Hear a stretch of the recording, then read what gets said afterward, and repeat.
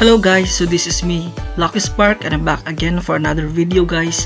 And sa video na ito ay titignan natin yung pinaka-controversial na resort na ipinatayo malapit sa Chocolate Hills. So ito po ay located sa Bohol.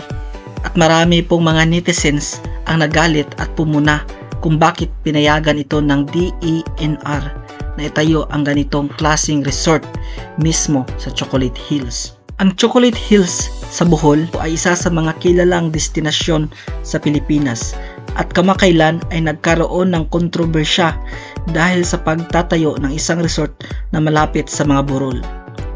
Maraming nagtatanong kung dapat pang payagan ang ganitong proyekto sa lugar na ito. May mga nagsasabi na ito ay magiging oportunidad para sa ekonomiya ng lokalidad na magdadala ng trabaho at kita para sa mga residente. Gayunpaman, may mga nag-aalala sa epekto nito sa kalikasan at sa mga pagpapahalaga sa kultura ng Chocolate Hills.